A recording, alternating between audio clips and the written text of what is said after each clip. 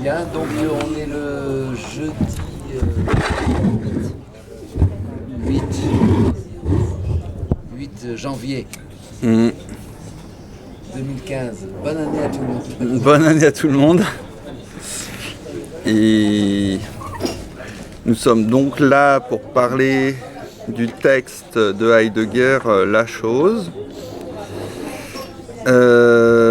dont certains n'ont pas tout à fait tout compris, mais moi je vais simplement passer sur le texte et essayer d'en résumer les grandes lignes et puis après il y aura des questions pour éclaircir les choses, quoi. Voilà, bon, je vais essayer de vous montrer ce qui est important dans ce texte. Parce que bon, c'est sûr, on voit pas forcément que c'est important. Voilà. Alors, la chose.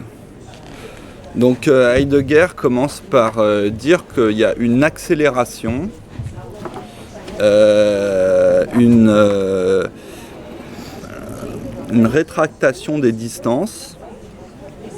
Alors par exemple, il prend l'exemple de l'avion.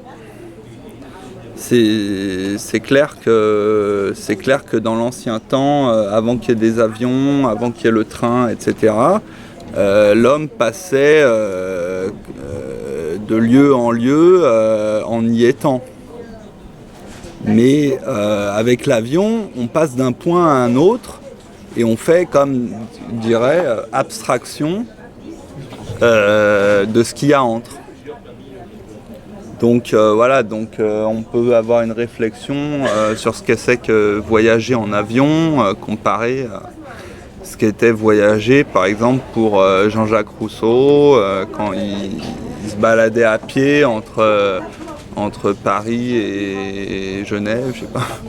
Voilà.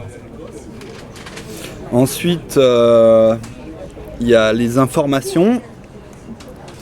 Les informations qui parlent d'événements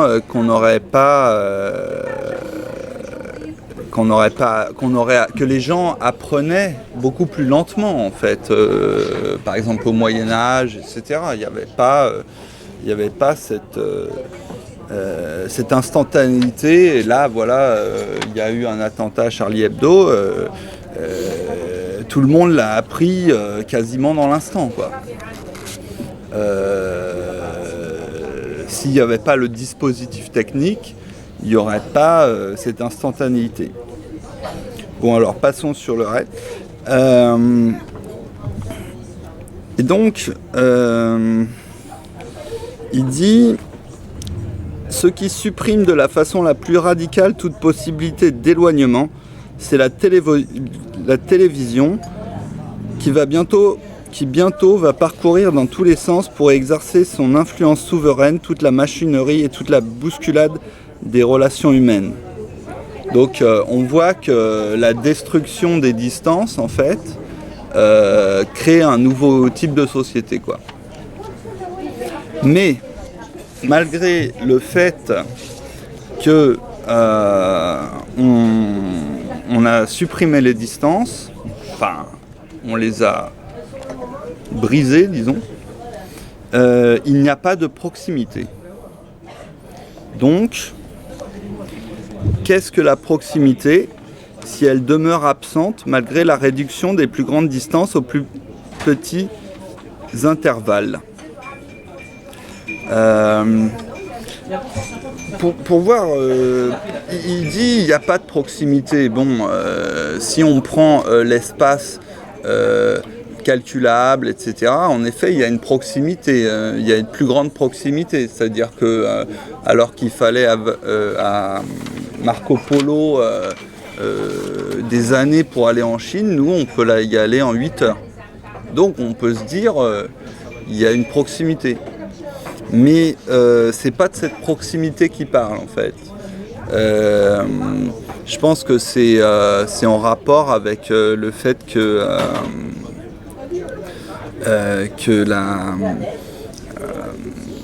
l'être de l'homme, le Dasein, l'être là, est déporté dans un endroit qui n'est pas le sien.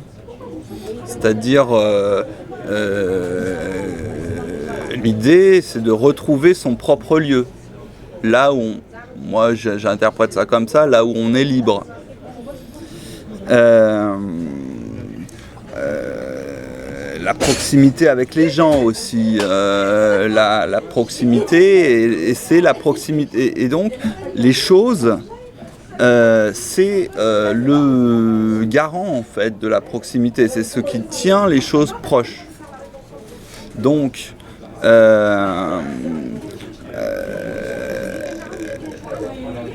Heidegger dit, pose, les choses sont dans la proximité. Mais qu'est-ce qu'une chose?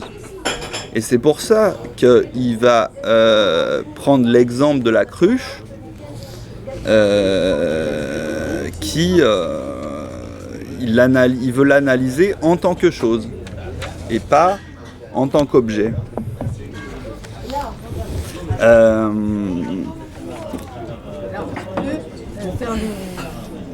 Expliciter la différence que Heidegger fait entre la chose et l'objet. Voilà, l'objet, on va voir ça. En fait, c'est vrai qu'il faut peut-être se référer pour mieux comprendre à un texte comme un dépassement de la métaphysique. La différence entre un objet et une chose, c'est que l'objet est toujours pour un sujet. Et le rapport à la chose, il n'y a pas un face-à-face entre un sujet et les choses. Mais il y a toujours un face-à-face entre un sujet et un objet. Et il va en parler plus tard. Il va dire que pour Kant, nous ne connaissons pas les choses en soi. Parce que les choses en soi, donc le contraire ce qui n'est pas des phénomènes, comme ce n'est pas un objet d'expérience, il n'y a pas de sujet qui se tient en face des choses en soi. Donc alors après on pourrait se demander par exemple si les choses en soi elles sont pas en face de Dieu, qui serait comme une grande subjectivité, etc. Mais ça je sais pas. Mais ça pourrait être une hypothèse.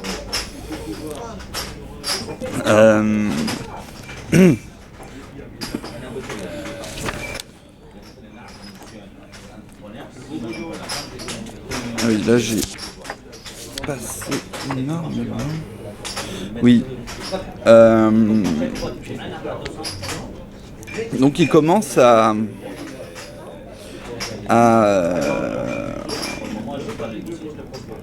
analyser ce que c'est qu'une cruche. Et là, on voit qu'il se sert vraiment de la phénoménologie, quoi, parce que la phénoménologie, c'était quand même analyser les vécus de conscience en mettant entre parenthèses la thèse du monde. Et Heidegger essaie d'analyser une cruche en mettant entre parenthèses le fait que ce soit un objet. Parce que c'est un objet, mais on peut le voir autrement. On peut le vivre autrement peut-être, le ressentir autrement. Ensuite, il parle donc de la production. Il explique que la cruche a été produite par un potier. Tout le monde, c'est logique. Mais que la cruche ait été produite par le potier, ce n'est pas là ce qui appartient à la cruche en tant qu'elle est comme cruche. La cruche n'est pas un vase parce qu'elle a été produite, mais il lui a fallu être produite parce qu'elle est ce vase. Bon, là c'est pas très clair, bien sûr, mais en tout cas, il est... Oui, non, mais c'est pas... En fait, Heidegger qui parle en dépassement de la métaphysique, qui essaye de dépasser la métaphysique, peut pas être très clair. La clarté, ce qui nous éclaire, c'est nécessairement quelque chose qui est dans la tradition métaphysique. Nous vivons dans le... Enfin, disons que la technique qui caractérise notre monde, la technique moderne, on peut l'appeler la pointe agissante de la métaphysique achevée. C'est-à-dire, par une, disons, en faisant commencer la science moderne avec Descartes et l'ego cogito, Heidegger, quand il explique la technique, il l'explique comme moi j'appelle ça pointe agissante de la métaphysique achevée, c'est-à-dire que la métaphysique, dans sa pratique, la pratique de la métaphysique, c'est la technique. Eh oui, mais c'est ça Heidegger.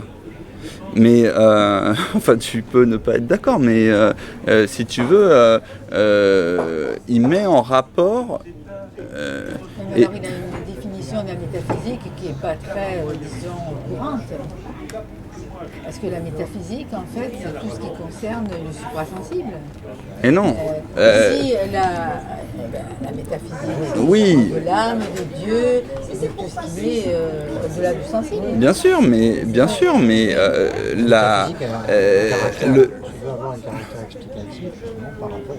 tu vois bien que dans Kant, le suprasensible, tu ne peux pas en faire l'expérience. Non, tu ne peux pas en faire la science. Non. Tu ne peux rien y faire. Oui. Et la technique, elle s'occupe du sensible. Oui.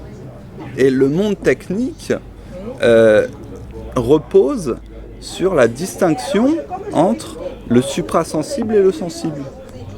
Le suprasensible, on n'y peut rien. Ou alors c'est dans la religion, etc. Et le sensible, dont s'occupe la science, il dit on l'arraisonne. Un peu comme on arraisonne un bateau, quoi. Arraisonner un bateau, ça veut dire le piller et le prendre sous son contrôle. Enfin, on peut dire ça. Et le sensible est pris par la technique à l'aide de la science. Comme ça, il est arraisonné. On le somme de répondre à nos questions. On le somme de répondre à... voilà.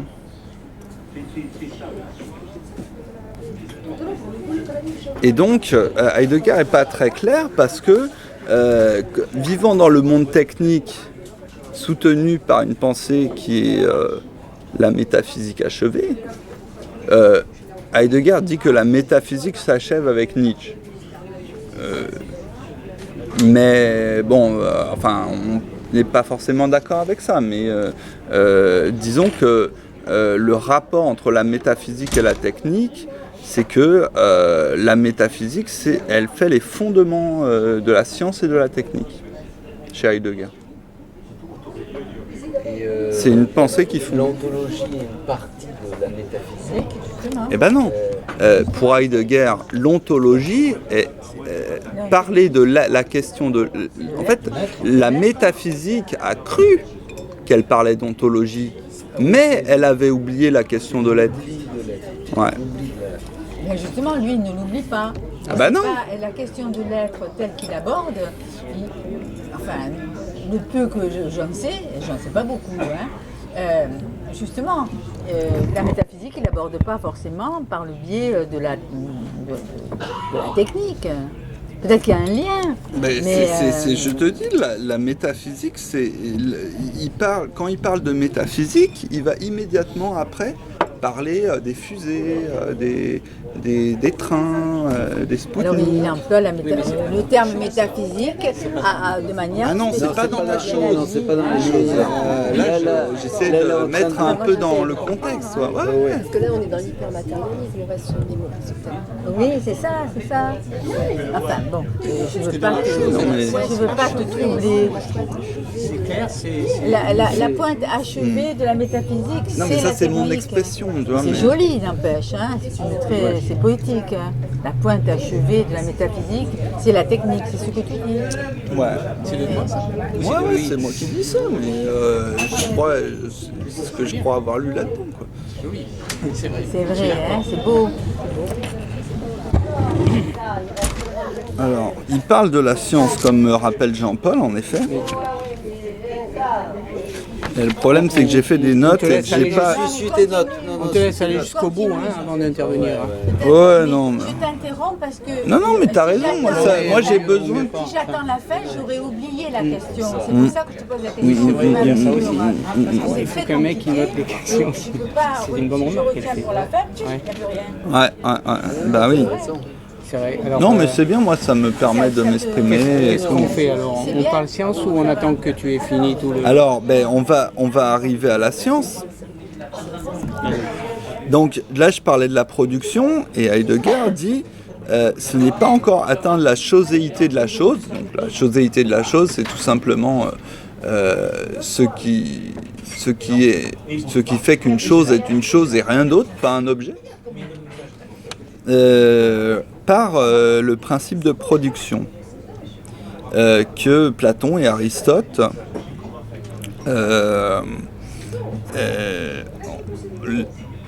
Platon et Aristote ont pensé l'être de la chose comme production, en considérant l'aspect. Mais là, il va très très vite, donc on peut pas trop...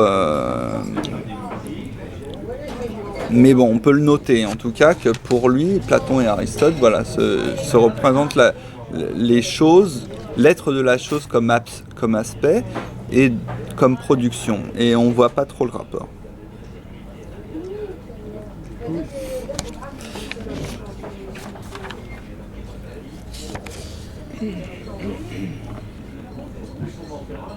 L'idée, c'est que la chose ne s'explique pas seulement par la production qu'en fait le potier, en fait. La cruche, c'est pas seulement par la production que on explique la chose. Et il va nous expliquer en quoi ça consiste. Par des,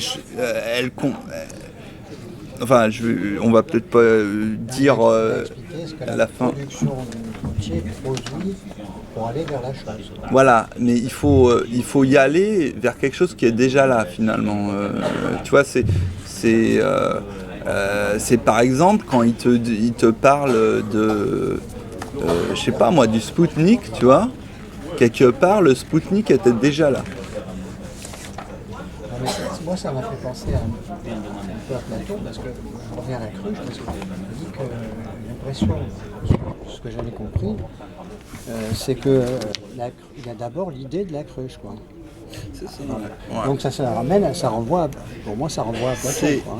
C'est vrai. C'est vrai, oui. Faut le voir Donc comme il y ça. aurait un monde du suprasensible, ça pourrait être une critique. D'ailleurs, on voit que Heidegger a une haute conception finalement de l'artisanat, parce que quand il parle du potier, il dit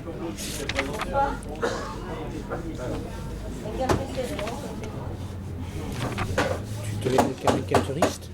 voilà, mais si le contenant réside dans le vide de la cruche, alors le potier qui sur son tour façonne les flancs et le fond ne fabrique pas à proprement parler la cruche. Faire des dessins. Mais non, c'est bien. Et il donne seulement forme à l'argile. Pour le cours, Que dis-je? Il donne forme au vide. Voilà. Donc, donner forme au vide, on sent bien que c'est quelque chose d'essentiel en fait. Donc, pour lui, le potier, il fait pas, c'est pas juste un. Il y a un côté donner forme au vide, quoi. En plus, moi, ça m'a fait penser à Lao Tzu, où il dit que quelque chose fonctionne par le vide. C'est, voilà, le plein, c'est les choses, et c'est par le vide qu'on les utilise. Et voilà, on voit bien que dans une cruche, Il le dit complètement, là. ouais. Mais donner forme au vide, ça semble quelque chose d'essentiel, quoi. C'est voilà.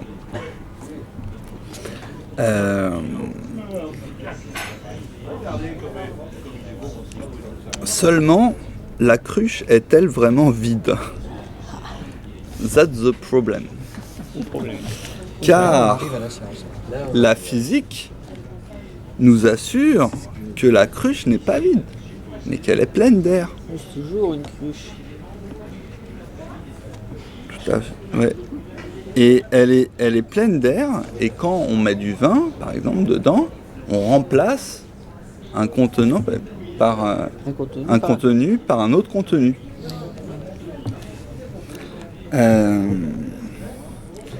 Et Heidegger est bien obligé de dire, de toute façon, Heidegger ne dit pas que la science est inexacte ou fausse, voilà. Il dit qu'il parle d'autre chose, mais il dit ces indications de la science sont exactes. Par elle, la science représente quelque chose de réel et d'après quoi elle règle objectivement ses démarches. Mais cette réalité est-elle la cruche? Non. La science n'atteint jamais que son mode propre de représentation, ce que son mode propre de représentation a admis d'avance comme objet possible pour lui. Ça je comprends. Là, je comprends ça. C'est-à-dire que la science ne peut atteindre que son objet. Bien qu'elle puisse inventer des choses, elle ne peut pas atteindre la cruche en tant que chose parce que c'est un autre mode de pensée que la cruche peut apparaître en fait, en tant que chose. Ouais, ce que j'ai compris là, par rapport à ça, parce que il parle très peu de la science finalement dans le texte, il en parle un peu à un certain moment, qu'il en parle mais aussi ailleurs. parce qu'il dit, et à mon sens, c'est parce qu'il était au courant quand même Heidegger de la révolution de la physique quantique, etc., justement, qui a montré que le vide n'était pas vide, qu'il y avait plein de particules, etc. Et donc, finalement, je trouve que c'est le moyen, enfin, il dit en fait, il distingue à travers ça, dans la science, finalement, moi j'ai la cruche contient du vide, mais le vide n'est pas le vide, puisqu'on peut être remplacé par du vin, donc ça, la science peut dire un certain nombre de choses, mais la science, à travers ce qu'elle peut dire, qui nous éclaire d'une certaine façon, ne dit pas l'être de la cruche. Voilà. C'est ça. C'est ça. Donc là, il fait la coupure entre la science et la philosophie et l'ontologie, justement.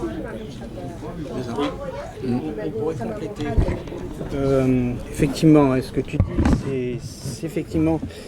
la science s'intéresse au réel, mais le réel défini par Heidegger est allemand, hein, donc constamment c'est le mot allemand qu'il faut aller chercher, il le recite lui-même et il l'épluche, la Wirklichkeit, hein, la réalité.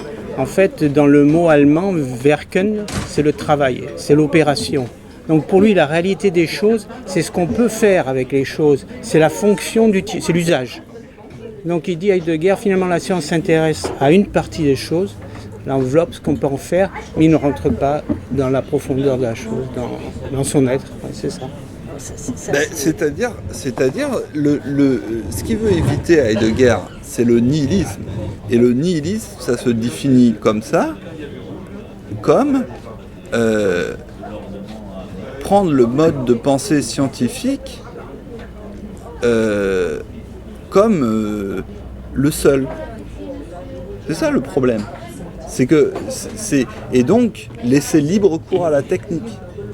Il y a des gens qui disent science sans conscience n'est que ruine de l'âme, mais Heidegger il dirait science sans ontologie n'est que nihilisme. Oui. Tu vois ? Mais en c'est une fait, périphrase. là, il y a une collusion entre la science et la technique. C'est ça.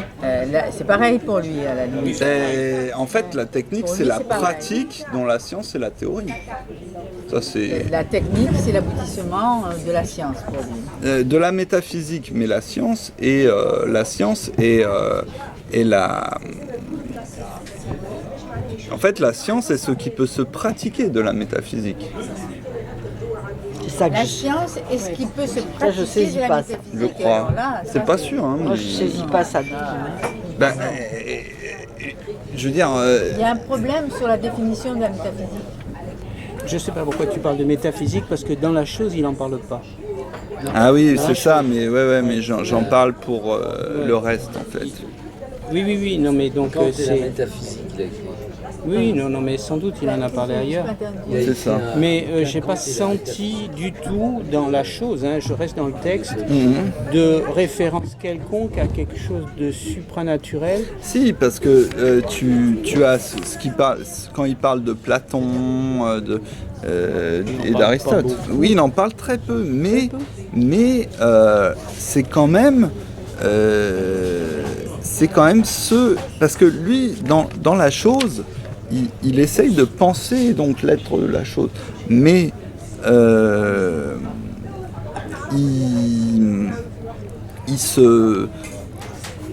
il s'adosse quand même à toute une.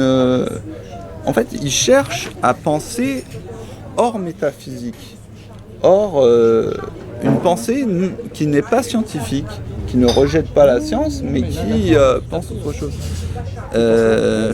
Donc, en fait, J'ai l'impression qu'il en parle pour ne plus en parler. Histoire Voilà. de dire, voilà, la science a fait ça, mais maintenant on va parler plus profondément des choses. et si tu veux, profondément. Si, profondément me convient bien, moi. Oui, mais Ça la, approfondit bien. oui, mais la science n'est pas inférieure à l'ontologie, tu vois. Non, mais pour Heidegger, il la considère, elle dit qu'elle joue son rôle, mais qu'elle est insuffisante, quoi. Ah bah oui, puisque s'il y a que Il la ne répond pas à la question. voilà, voilà. s'il y a que la science, l'homme brise les distances, mais perd la proximité. Non, mais on est d'accord. Mais Tu vois, donc c'est justement pour dans ça le qu'au reste, début, il parle de tout un tas de trucs techniques, etc. au début, je l'ai trouvé très long, moi. Il parle de tout un tas de choses techniques, il parle de l'explosion de la bombe atomique, etc. Et c'est vrai qu'il parle très peu de la métaphysique dans ce texte. Il y a comme une... ouais. Mais tout le début, même s'il est très long, en gros c'est une phrase, hein, c'est la proximité que nous apporte les médias, la technologie, enfin la modernité. Tout ça, finalement, ça ne nous rapproche pas de la vraie essence de la Voilà, chose. c'est de l'authentique. Ou alors c'est la définition de proximité qui est peut-être pas bien claire. Et justement, la question de la proximité, c'est que il y a justement de la proximité, et parce que dans le monde, l'être humain est confronté sans arrêt aux choses. Donc c'est ça la proximité. Et lui, justement, il se rapproche de la cruche parce que c'est ça, la proximité, elle est là. Et la bombe atomique, moi j'étais étonné qu'il évoque la bombe atomique, je ne comprenais pas trop. Et la bombe atomique, c'est ce qui détruit justement le monde, c'est-à-dire les choses. Et s'il détruit les choses, bon, l'être n'a plus raison d'être. Il ne détruit pas les objets dans ces cas-là. En fait, la bombe atomique est... Oui, aussi. La chose, c'est quelque chose qui... Quand il parle de la bombe atomique... Vas-y. Non, mais d'après Plus ce que fort. tu dis, l'objet, c'est la relation de la chose. Sujet-objet. C'est pas la relation de la chose avec le sujet, justement. Ben non. Non. Un sujet, c'est toujours... un objet, c'est toujours en face d'un sujet. La chose, elle va être dans le quadripartie. La terre, le ciel, les divins, les mortels. Donc c'est la chose, elle rassemble une chose, on ne peut pas lui donner de prédicat. À une chose, ne peut pas lui donner de C'est prédicat. des objets auxquels on donne des prédicats. Donc là, Quand il parle de la cruche, il dit pas la cruche est bleue, la cruche est vaste. Il dit la cruche, c'est prendre et retenir, verser, Non, mais offrir. à mon avis, il y a les C'est des deux. verbes. Il définit la chose comme... Enfin, la chose, c'est l'aboutissement. Tu as l'objet lui-même. Ensuite, l'objet qui y a... Comment dire? L'objet le plus simple, ça, c'est une description pure. Ensuite, il y a l'objet qui est... Enfin, comment ça s'appelle, l'étang de l'objet, et là ça commence à se compliquer parce que il n'est pas tout seul mais il est en rapport avec autre chose que tu as cité entre autres, mais c'est l'ensemble pour lui, la chose c'est les deux quoi. Non, la chose, c'est l'extérieur et l'intérieur. La chose, c'est ce qui rassemble les 4 directions. Ça c'est la deuxième chose, c'est la deuxième partie. L'objet, il c'est est face à un sujet, c'est le côté de être, connaissance, oui, bon. parce que le sujet, c'est pas forcément un sujet, particulier. C'est le sujet de la théorie de la connaissance, quoi, Lacan, quoi. La science, pour ses objets, elle a besoin, alors ça, je m'avancerai pas, mais d'observateurs, comme dans la théorie de... Ouais, peut-être, tu vois, il y a forcément un point de vue, tandis que la chose, elle rassemble, mais on va voir ça. Chez Heidegger, en tout cas, et je pense que la philosophie, ça consiste quand même à suivre des chemins de pensée, donc des chemins de pensée qui sont signés. Chez Heidegger, la métaphysique, c'est ce qui transforme tout, ceux qui oublient qu'il y a des choses et qui ne voient que les objets, donc avec leur production, avec leur etc. Ça, c'est chez Heidegger. Ce que j'ai retenu, si tu veux, c'est qu'il y a tout son développement sur la cruche, et puis après le contenu, ce que contient la cruche, et aussi Heidegger, il a un côté aussi tourné vers le pragmatisme. C'est-à-dire que l'utilité de la cruche, c'est le versement. Et c'est à partir du moment où il apprend le terme de versement que là, il dérive vers justement les libations, les dieux, les mortels, la terre et l'eau, etc. Parce que le versement, c'est le versement de l'eau. Du point de vue du processus mental, ça fait tout à fait penser au processus de l'hypnose. C'est-à-dire qu'on est là, on regarde un truc. Voilà. Et on se fascine sur le truc jusqu'à ce qu'à un moment donné, il y a quelque chose qui se défait et où ça part effectivement dans de l'écriture poétique. Moi je sais que par exemple quand je travaille avec l'hypnose, quand je suis en train de faire une séance d'hypnose, au départ je suis dans la raison. Puis à un moment donné, ça décroche. C'est-à-dire que je m'auto-hypnotise avec mes paroles.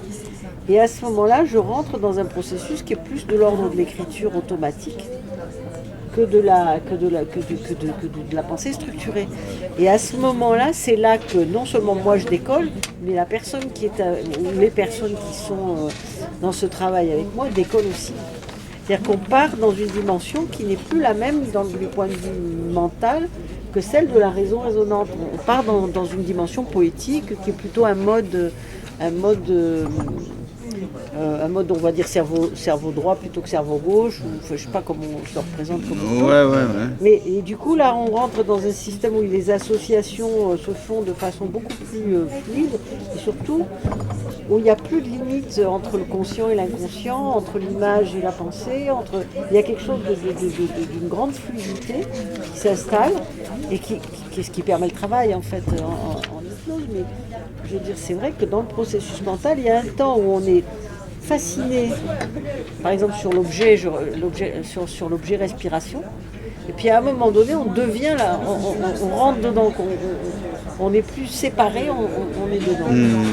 C'est très curieux, parce que, mais en fait, si on essaye d'y faire attention, elle ne se produit pas. Mais Mais c'est- ce qui m'interpelle dans ce que tu dis, c'est que là tu décris peut-être une phase débutante du sommeil. On est peut-être dans un état où on peut percevoir ce qui Un nous état entoure, ce qui irait subliminal. subliminal, voilà, qui Bah, serait. je dors pas, hein, je parle. Ouais. Non, mais Absolument. tu tentes, voilà, et qui, en fait, qui est un peu Bien. contradictoire par rapport à la démarche. Il y a un peu ça dans le zen aussi. Dans le zen, les gens sont en méditation et on pourrait dire ils s'auto-hypnotisent, etc. C'est très proche. Et il y a quelqu'un qui parle. Enfin, pas tout le temps, hein, mais en général, en deuxième partie de Zazen, il y a quelqu'un qui parle. La petite aussi, hein. Elle a Mais, elle avait des mais, effluves pour qui revenir à Heidegger, parce que Excuse-moi, je continue sur ce que tu disais avant que tu reviennes. Il a écrit quand même science et méditation. Hein. Et il dit bien que ce qui manque à la science, c'est le côté méditation, et qu'il faut, si on veut dépasser ce que la science nous permet de comprendre, rentrer dans une phase de méditation, un peu, je ne sais pas si c'est ce que tu décrivais, mais enfin c'est une certaine approche de ce qu'on observe, qui finit par nous révéler des choses qu'on ne peut pas voir par la science. Et ça tu le retrouves bien sûr dans les pratiques asiatiques. Et c'est surtout le taoïsme, à mon avis, qui est le plus proche d'Heidegger. Hein. alors il parle du Tao à un moment. Je peux peut-être vous retrouver ça, mais juste pour dire, donc après cette conférence sur la chose dans le livre, il y a un post-scriptum qui est une réponse à un étudiant qui lui a envoyé une lettre à propos de cette conférence et qui donc est très intéressante à lire Ah, je ne l'ai pas scanné. Ouais. pour la comprendre. Et après il y a l'homme habite en poète. Habite en poète. Et c'est une parole de Hölderlin, etc. Peut-être qu'il est bien possible que ce livre soit fait d'une certaine... Là, on l'a pris au milieu, le livre. Mais les différentes conférences, de toute façon, chez Heidegger, ça se répond. Ça se répond tout au long de son œuvre, quoi. Et peut-être que le livre est un peu fait pour que les questions qui arrivent, tout ça, toujours pour faire signe vers ce dépassement de la métaphysique c'est-à-dire que il dit qu'on ne peut pas ce qu'on ne peut pas calculer, finalement, on ne peut que l'indiquer. Et donc, moi, je vois le...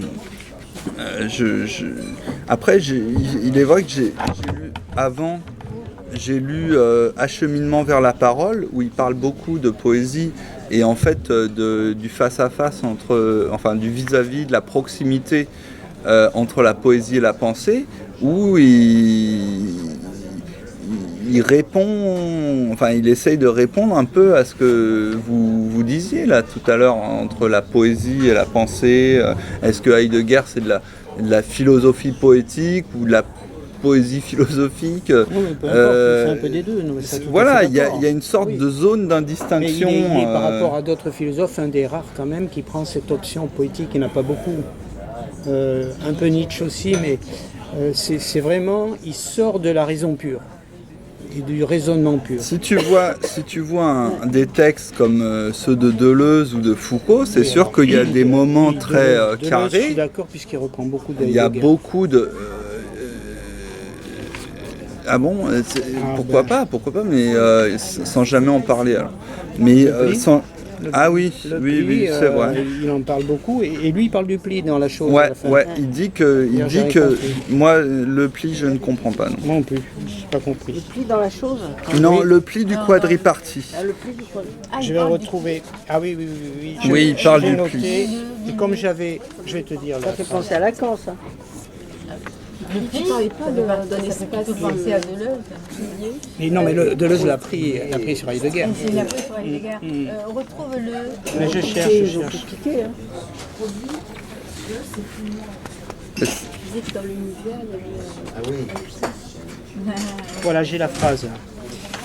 la réflexion qui libère en liant et le jeu qui confie des quatre... oui, j'ai sauté quelque chose. Les 4 aux autres. Ouais. Aux autres, à partir de la transpropriation qui les tient dans son pli. Oh la Ouais. vache. Alors, Ouais. Ça, non mais, Alors là, non, mais, celle-là, c'est du non mais, je veux dire, il faut pas. Non, non, alors c'est de la méditation. Donc la méditation, là c'est un peu Non, mais le attends, Koan j'explique c'est ce un que peu je le. comprends. Non, Ah non, mais là c'est totalement non, mais poétique ça. c'est un peu le La Koan de Heidegger. transpropriation, qu'est-ce qu'il veut dire? Qu'est-ce qu'il veut Oui, dire? voilà. Il veut dire, tu as un objet qui est en liaison avec 4. Lui, il a dit qu'il y avait 4 pôles. Il est au milieu, il les Il est rassemble. au milieu, mais il dit qu'il est, il est propriétaire de cette réalité, mais les 4 pôles sont aussi propriétaires de l'ensemble est propriétaire de la même chose. Donc Voilà, c'est il y a ça, une là. unité, ouais. Et trans, parce qu'il y a une notion vers le cosmos, je pense que c'est le mot trans. Transpropriation, c'est le partage de l'être entre lui-même et puis les objets ou les concepts avec lesquels il est en lien. Tout à fait. C'est ça. Mais Tout le à pli, fait. je ne comprends pas. Eh ben, C'est la page combien, moi non là plus. Elle avait pris ce pli dans son âge. Ah, c'est page combien? Attends, je vais te trouver ça. Oui, Ton truc, c'est oui, j'ai pas mis. Oui, oui, c'est à la dans- Oui, oui, c'est dans le Je vais texte. essayer de le retrouver, mais vers la fin, attends, C'est d'après. le pli des Et origamis. comment t'as hein. eu. Tu es passé. Non, mais Il est dans moi le je texte. prétends pas dire Non, mais le ça, dernier c'est des mot notes. sur Heidegger. Je Le but reprends c'était que chacun. Non, mais personne. Voilà. Non, non, mais le but. On s'inquiéterait. Et oui, voilà. Mais le but, c'était que chacun puisse plus facilement rentrer dans le texte et dans d'autres textes, quoi, de Heidegger, quoi. Donc, je sais pas si c'est réussi. Voilà, ouais. Mais est-ce que, À la fois, bon, après, il y a une insatisfaction dans la mesure où il y a des choses qu'on sait ne pas comprendre. Ouais. Oui, ça, oui, ça, c'est sûr. Mais ça dépend. mais c'est un peu sa Notamment la conception fin, du. moi de la fin, je suis éloigné. Moi aussi, d'ailleurs, j'ai arrêté. C'est page Oui, c'est là, 200, c'est là. ça, c'est un début. 213, page 213. Parce qu'il y a aussi, après, ça plie encore. Hein. Ouais, ça plie, ça plie. Ainsi flexible, se pliant au jeu de miroir, ils assemblent le monde. Oui, c'est sûr que Deleuze, dans son On dirait qu'il regarde un Leibniz, mandala avec sa cruche. Il la regarde comme un mandala, Qu'est-ce c'est-à-dire que c'est un mandala? où ça se déplie, C'est où les ça se trucs indiens déploie. là où tu Ah fais oui. des dessins de toutes les couleurs. Ils sont tellement compliqués que le regard s'y perd et que du coup, il y a quelque chose lors d'une confusion qui s'installe et puis à un moment donné, il y a des vérités, enfin des intuitions qui peuvent ressortir de ça. Et presque on dirait qu'il s'est mis dessus sur sa cruche comme sur un mandala et qui laisse venir un certain nombre de réflexions comme ça. Et l'idée du quadripartite mandala, c'est que c'est carré, hein, avec les quatre entrées et tout un truc. Mais moi, en fait, je voulais, au départ, le but, c'était de montrer que c'était important de penser sur ce chemin de pensée indiqué par Heidegger. On a parlé des choses et tout, donc on s'est rendu compte que ce serait bien de vivre parmi les choses, etc., pour retrouver la proximité et tout. Mais comment on fait, en fait? Eh bien, Heidegger répond un peu à cette question quand il dit « Quand et comment les choses viennent-elles comme choses? Elles ne viennent pas par les artifices des hommes, mais elles ne viennent pas non plus sans la vigilance des mortels. La première démarche vers cette vigilance est celle qui nous ramène de la pensée qui représente seulement, c'est-à-dire de la pensée expliquante à la pensée qui se souvient. » Donc après, il explique un peu mieux ce que c'est cette pensée qui se souvient, il y a une démarche de retour, etc. Mais c'est le... Enfin, après, voilà, je vous indique simplement que qu'il y a un espèce de non-agir, en fait, dans cette... c'est le contraire de la pensée qui saisit, quoi. C'est... une chose devient une chose si on la laisse être une chose. Ça, ça fait se rejoindre le début, la proximité et la chose. Et il dit qu'est-ce que la proximité? Pour découvrir l'être de la proximité, nous avons considéré la cruche dans la proximité. Nous cherchons l'être de la proximité et nous avons trouvé l'être de la cruche comme chose. Mais dans cette découverte, nous percevons en même temps l'être de la proximité, la chose rassemble. Rassemblant, elle retient la terre et le ciel, les divins et les mortels. Retenant, elle rend les quatre proches les uns des autres dans leur lointain. Rendre ainsi proche, c'est rapprocher est l'être de la proximité.